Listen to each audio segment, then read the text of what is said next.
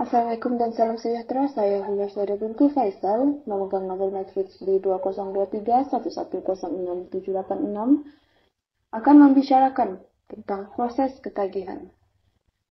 Pertama sekali, apa itu dadah? Dadah atau lebih dikenali sebagai drug boleh didefinisikan sebagai bahan maupun sebatian kimia asli atau tiruan yang boleh meninggalkan kesan positif serta kesan negatif terhadap sistem fisiologi seseorang individu. Pengambilan dadah dengan cara menyuntik, menelan, menghisap, dan sebagainya mampu mengubah fungsi tubuh badan serta kelakuan seseorang. Terdapat 6 proses ketagihan, yaitu proses yang pertama adalah proses percobaan atau permulaan, proses yang kedua proses peningkatan, proses yang ketiga adalah proses menjaga perniagaan, proses yang keempat adalah melalui perubahan, proses yang kelima adalah pemulihan, manakala proses yang keenam adalah bekas penagih dadah. Mari kita lihat apakah proses ketagihan. Ketagihan sering berkembang secara progresif dari peringkat awal. Perbuatan kepada stabil tabiat untuk menamatkan ketagihan.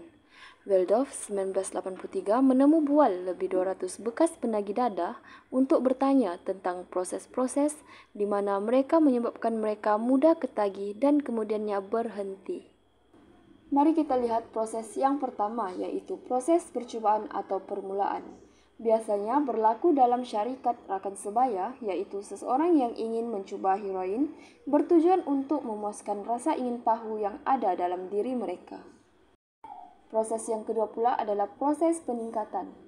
Corak penggunaan kerap berkembang selama beberapa bulan mendahului penggunaan harian, ketagihan fizikal, dan peningkatan toleransi. Bagi proses ketiga pula adalah proses menjaga perniagaan. Penggunaan heroin yang agak stabil masih membenarkan penagih untuk mengekalkan keyakinan tentang mengikuti tugas pekerjaan dan tanggung jawab yang lain. Bagi proses keempat pula adalah melalui perubahan. Penagih mungkin mengalami penjara atau program rawatan untuk kali pertama. Tabiat kesan negatif juga menjadi jelas di mana penagih boleh cuba berhenti untuk menghisap dadah sama ada dengan orang lain atau secara bersendirian.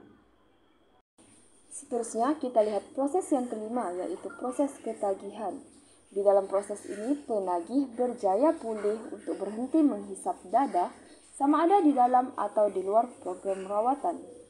Perkembangan ini melibatkan perubahan yang besar dalam kehidupan. Untuk proses yang terakhir ialah proses bekas penagih dadah. Di dalam proses ini pula, individu memperolehi identiti sosial sebagai bekas penagih dadah. Penagih masih belajar untuk mengekalkan tabiat kehidupan mereka di dalam kehidupan yang realiti. Seterusnya, mari bersama-sama kita menelusuri langkah pencegahan penggunaan dan ketagihan dadah. Langkah yang pertama dapat dilihat dari segi pendidikan kesehatan, yang mana pihak yang bertanggung jawab perlu menyediakan maklumat yang tepat dan terkini tentang bahaya dan risiko penggunaan dadah.